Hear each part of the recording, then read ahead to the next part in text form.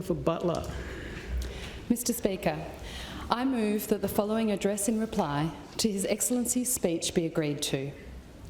To His Excellency the Honourable Christopher Dawson, AC, APM, Governor of the State of Western Australia.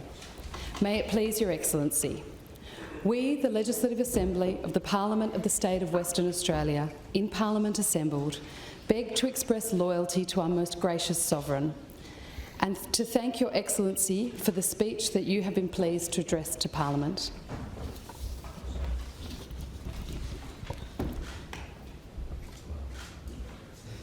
Carry on.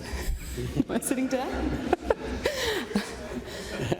Minister. Carry on, Member. Mr Speaker, I'm delighted to make my inaugural speech in this place as the Member for Butler. I start by acknowledging that we meet on the lands of the Whadjuk people of the Noongar Nation and pay my respects to Elders past, present and emerging. I also acknowledge the Yuid people, whose traditional lands encompass Turoks in my electorate. And I want to take this moment to acknowledge all Aboriginal and Torres Strait Islander people across Western Australia. Mr Speaker, like many in my electorate, I was born in Sheffield, in England. It's true, there's a lot of Northern Australian, the Northern Brits. My father was a bus driver, my mother a disability and aged care worker. We emigrated to Australia when I was a baby in the late 1980s. I grew up listening to stories of Margaret Thatcher closing the mines and steel mills, and the tragedy of a generation of men that never worked again. I joined the Labor Party as a teenager because I knew that the Labor Party was where I could fight for a fairer deal and a decent society. I felt the injustices deeply and was driven to make change. I still am. Mr Speaker, I'm a teacher, a feminist, a lawyer, a regulator and a local mum in Eglinton. I am here to represent working families, like mine, in the suburbs. Specifically the suburbs of Ridgewood, Jindalee, Butler, Carabooda, Alkimos, Eglinton, Yanchep and Turoks. I grew up in a place very similar to the areas that I now have the privilege of representing. I was raised in the outskirts of Sydney, about 50 minutes north of the CBD, on a quarter-acre block with a hills hoist that backed onto a national park, the Great Australian Dream. It was as close into Sydney as we could afford at the time, in an era when the entirety of my mum's salary went on paying just the interest rate payments off the mortgage. Commuting was a big part of my childhood. I have vivid memories of my dad testing out my maths skills as we drove up and down the freeway every day. 7 sevens are 49, 4 fives are 20. That's right, isn't it, Dad? When I look back on it, my family always paid the mortgage first, the school fees second, and we lived off the rest. As a child, I can now mark the points at which my dad got promotions, when we went on our first overseas holiday, when we saved up to buy a swimming pool. And education was everything in my family. You tried your absolute hardest and you were grateful for every opportunity. Living next to a national park, the smell of bushfires still sends shivers down my spine, and I found out years later that we often had the bags packed to evacuate. It is fitting then, Mr Speaker, that I have the privilege to represent communities that live a similar distance north of Perth CBD, but just on the other side of the country. Mr Speaker, I came to Perth for love. My husband, Lawrence, and I met for the first time in Canberra when we were both working at Federal Parliament House. One morning, Lawrence stuck his head into my broom closet of a Senate office under some pretence, probably hoping for a chat. But I was far too busy back then to waste time on boys, so I summarily dismissed him and sent him on his way. We ran into each other again years later at a Labor think tank event above a pub in London. A glimmer of recognition turned into drinks, which in turn has become a partnership of over a decade. Lawrence, a Perth local, persuaded me to move here when our time in London came to its natural conclusion. It was the point at which we were scrubbing mould off the ceiling of a 1930s flat in the East End of London, and then snow started coming in through the windows. That was when I knew it was time to come home.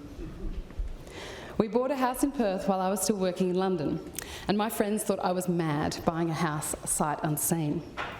But Mr. Speaker, I trusted this amazing man, and I have never regretted making this wonderful state my home.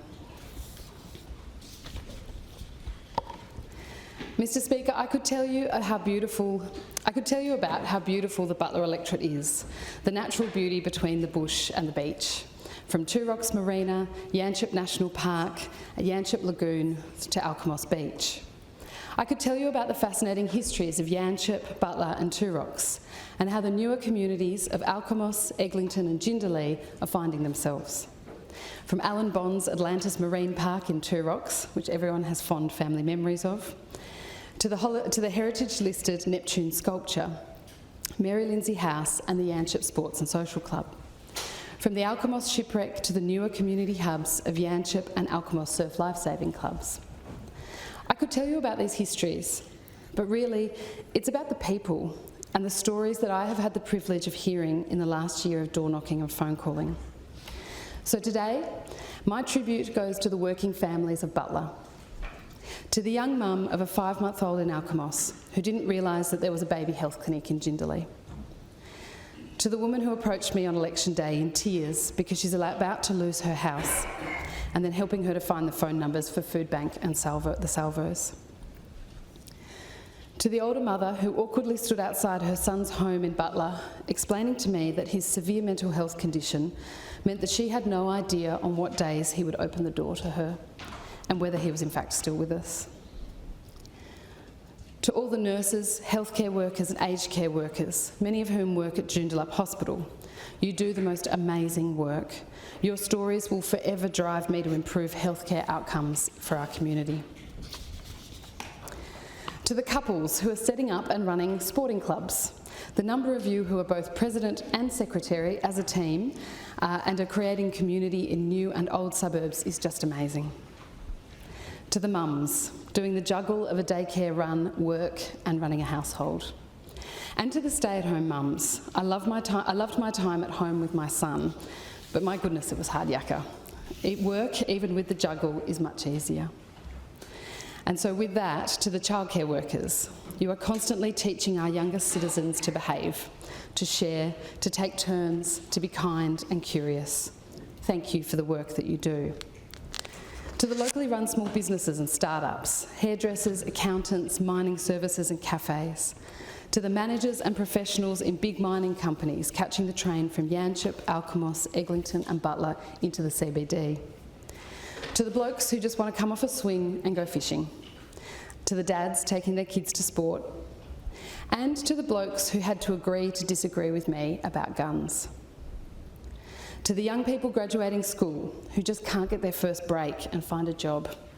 To the environmentalists and surfies, the fishermen and boaties. To the activists in Two Rocks who adore this special part of the world and just don't want any more fast food. To the older couples who can remember Yanchep in the 1970s and know that it can't, but just want it to stay the same just for a little bit longer. These stories from the Butler electorate are a reminder of who Labor represents. Working families in the suburbs who are building their forever homes, buying their first homes and having babies, downsizing and retiring, setting up sporting clubs and just wanting the best for their kids and their grandkids. On the doors, I heard loud and clear that what families want is cost of living relief, more health services and more basic facilities in my electorate. In Butler, there's no bank, there's no cinema, there's no large-scale shopping centre and no really large sporting facilities. There's no full-scale post office between Clarkson and Two Rocks, although I do note that the licensed post office in Two Rocks does an amazing job. Many people asked for more bars and restaurants, and whilst I'm not sure I can wander into this place and urge the WA government to open up a bar, Premier, I hear you loud and clear. My predecessor, John Quigley, understood the need for a Labor government to deliver these services to new and growing suburbs. He built the freeway extension to Romeo Road. He fought for Metronet to extend to Yanchep through the suburbs of Alkimos and Eglinton, and he built new schools. John Quigley has left very large shoes to fill, and his extraordinary legacy is one that I intend to build on. As Attorney General, John Quigley introduced 72 bills into this place. He appointed so many women to the judiciary, transforming the bench in WA. He understood, as I do, the importance of law reform, of changing the rules. As a lawyer, I often saw firsthand with clients that it was the law that needed to change, that systemic change was better than picking up the pieces one person at a time after the event. So, to the lawyers on St George's Terrace and beyond, who fight for change whilst also running a legal practice, I say fight on. What you do matters. As an in-house lawyer for energy regulators Ofgem in London and then the Economic Regulation Authority in Perth, I was also constantly reminded of the limitations of the current legislative regimes to transition our energy systems to net zero. And I was reminded of the bravery of independent regulators. So to my regulator colleagues around the world, continue to be brave and enforce the law to its fullest extent. So, Mr Speaker, what do I hope to achieve in this place? I could list off the usual shopping list: education, health, childcare, public transport, all of the usual suspects as a Labor MP. But when I drill down, I want to solve the so-called wicked problems in all policy areas. The policy problems that are complex, interrelated, entrenched and intergenerational. They're the problems that cross over multiple departments, jurisdictions, and have many causes and no one clear solution. No one person or institution will have the fix. And I want to pull these problems apart, interrogate them, and then put them back together again. I want to be part of movements that make these tough but transformative changes. It's a KPI that I may never be able to measure or look back upon and unpick my impact. But I do think it is the true work of a good government to look long-term, beyond one or even two electoral cycles, and to fix these intractable problems. Having said that I won't, I now will pick one of my favourites from the shopping list. I couldn't resist. Education. I love to read, I love to study and research. So to the whip, if you ever can't find me, I'll be sitting quietly in the beautiful Parliamentary Library. The transformative power of education is unrivalled in public policy. My first full-time job after university was working for the now Chief Minister of the ACT, Andrew Barr, MLA, as his Children and Young People and Education Policy Advisor. I oversaw child protection, juvenile justice, youth, schools, TAFE and universities policies. I saw how children can fall between the cracks, how they can fall between departments, and I saw how education at all ages can be the safety net that saves so many. As the mum to a toddler, I will be a fierce advocate for early childhood education and health, to keep building these social safety nets and building strong families. It was also such a privilege to teach law at Curtin University. If the opportunity to serve in Parliament had not arisen, I would have happily started a PhD and have continued teaching energy law and other law subjects. I'd like to acknowledge our amazing WA higher education institutions and the teachers within those institutions. Former Prime Minister Julia Gillard used to talk frequently about the transformational power of education. As Shadow Education Minister, Stephen Smith used to regularly say that the best thing you could do for a young person is to give them the chance of a good education. Education, particularly public education, can shift the destiny of every Western Australian child. It's what I want for my boy, it's what my constituents want for their kids as well. Mr Speaker, our role as parliamentarians is to listen. Our job is to represent our constituents and deliver what they need. We lead when we need to lead, but most of the time we must trust that the majority voting public has got it right and get to work. Our role is to advocate for individuals and for systemic changes. Our job is to tell the stories that aren't being told, to raise up the voices that aren't being heard. I keep a small copy of Clifton Pugh's Archibald Prize-winning portrait of Gough Whitlam in my wallet. Strange fact, I know. If I hadn't gone into politics, I would have become an art curator or a registrar in a gallery. But I have this painting, not just because it's Gough, but because Gough was instrumental in delivering sewerage for the first time to parts of Western Sydney. It's a reminder for me that Labor represents working families in the suburbs, and that a Labor government's job is to deliver. Mr. Speaker, I'll make two other points before saying some thank yous. I grew up in the almost pre-internet era. I was about to say pre-industrial era then. Not right. I grew up in the almost pre-internet era. I recall a time without iPhones, when your ADSL internet dial-up had a particular sound to it and was pretty slow. In this era of frenetic social media, I fear that there is less and less time and space to think, actually deeply think about a policy problem and how best to fix it. So my wish for all of us here is that we can consciously find the time to switch off and think. Also, I think that it is incumbent upon all of us as parliamentarians to constantly rebuild democracy in Australia and overseas, in a time when democracy is extremely fragile. I'd like to see dramatic improvements in regular civics and citizenship education. And I would like to see the Fourth Estate step up and play its role in explaining and protecting democracy. And so, Mr. Speaker, we come to the thank yous. To all the people who have loved me, trained me, guided me, challenged me, and were honest with me when I was and am being completely outrageous. I give my sincere thanks to my parents, Jane and Vic Clarke, for their love, support and guidance, for teaching me the value of hard work and fairness, and for teaching me that we must always stand up for those who are struggling, and for the times tables. I love you and thank you. I also want to express my deep thanks to my husband, Lawrence Coleman, and our son. We're better together, and you are my true partner in this endeavour. There are some days working in government when you wonder whether it's all worth it.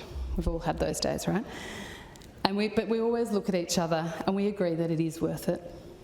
There's no one else I'd rather be doing this with than you. I love you and thank you. Now this is the bit I might cry. To my son, I hope that you will conclude that all of this was worth it. The night after election day, I put on an old federal campaign t-shirt, one for brand, as it was the only thing left clean in the house. And at 2 going on 21, you demanded, "Mummy, take off the campaign shirt." My darling boy, you will always be my reminder that there is a big, wide world outside of politics, but also that I do this for all the other little boys and girls who don't have the same opportunities that you have had and will have. I love you and thank you for your patience and understanding. To the Coleman clan, the scale of your faith, love and sheer size of your family is phenomenal. Thank you for welcoming me without question into your family, even when I haven't made the annual ice cream birthday cakes, and I secretly love chocolate a little bit more than ice cream. Thank you to the great Australian Labor Party. From its very beginnings, Labor has always carried out a great nation-building role. We have always stood up for workers, defended those without a voice, and built social safety nets, institutions and fairer rules. The Labor Party is made up of the most loyal and talented individuals. So to the hundreds of MPs, candidates, political staffers, party officials, delegates, branch presidents and party members that I have worked with and for over the last 20 years in WA and across the nation, thank you. Mr. Speaker, it's somehow become unfashionable to link yourself too closely with the union movement in politics. And so I stand here and unashamedly say that I am a proud unionist. I'm proud of what the Labor movement has achieved in Australia. Unions protect workers' rights, day by day, site by site, and keep workers safe. Thank you to Tim Dawson and the Transport Workers Union for placing their trust in me. Thank you to unionists Ben Harris, Brad Gandy, Mick Buchan and Josh Takaya. Thank you to former bosses and MPs. Former Prime Minister Kevin Rudd, Chief Minister Andrew Barr, MLA, former Senator David Feeney, the first federal female Attorney General, Nicola Roxon. The former, when I worked for him, and now again, Federal Attorney General Mark Dreyfus, KC MP, the former Federal Labor leader Bill Shorten, and former Minister for Police and Road Safety, Michelle Roberts. I learnt something different from each of you, all of it valuable. Thank you. Thank you to Tracy Roberts, the Federal Member for Pearce. Your friendship and support mean the world to me. Thank you to Madeleine King, Federal Member for Brand, Federal Minister for Resources and Northern Australia. Friend and mentor, so ably representing WA's interests in the Federal Cabinet. Thank you to the Honourable Kate Doust, MLC, Bill Johnston, Linda O'Shalem, Minister David Michael, MLA, Magenta Marshall, MLA, and Andy O'Donnell. I might cry at this point as well. Thank you to my amazing campaign team, Matt and Jamie, Ello, Alex, Oscar, Alice and Blake. To State Secretary Ellie Whittaker, Assistant State Secretary Lauren Cayoon, and Party Office, thank you. But Mr Speaker, I am going to reserve my biggest thanks to another group entirely. Many of you would have heard of Labor Prime Minister Ben Chifley's famous Light on the Hill speech, where he sets out our Labor ambition of constant progress toward an ideal for working people. In that speech, he said, "When I sat at a Labor meeting in the country with only 10 or 15 men there, I found a man sitting beside me who had been working in the Labor movement for 54 years. I have no doubt that many of you have been doing the same, not hoping for any advantage from the movement, not hoping for any personal gain, but because you believe in a movement that has been built up to bring better conditions to the people. Therefore, the success of the Labor Party at the next election depends entirely, as it has always done, on the people who work. Labor governments are always and have ever been the result of the work of our movement, the work of the people within our movement. And whilst voters might make a mark next to a candidate's name, they are in fact voting for all of us, for the values and ideals that we represent. So I want to say a big thank you to all of my volunteers from the bottom of my heart for your work and for the faith that you have placed in me and in the Labor Party. In conclusion, Mr Speaker, Labor is at its best when it is governing. We can only do the good that we do for working class Australians if we sit on the Treasury benches. The light on the hill never goes out, but we always need the levers of government to make any progress toward it. And we need to meet local families and working people where they are, paying the mortgage, wanting good quality health services, and hoping for a better life for their kids, and expecting quality care for their parents. On the 8th of March, West Australians unambiguously expressed their confidence in the Cook Labor government's ability to deliver this, to manage the economy responsibly, to build our health and aged care systems, to make more things here in WA. Governing is a privilege, legislating a responsibility, one that I do not take lightly. And so I thank the electors of Butler for the trust that they have placed in me, and I will always work hard to represent you in this place. Thank you.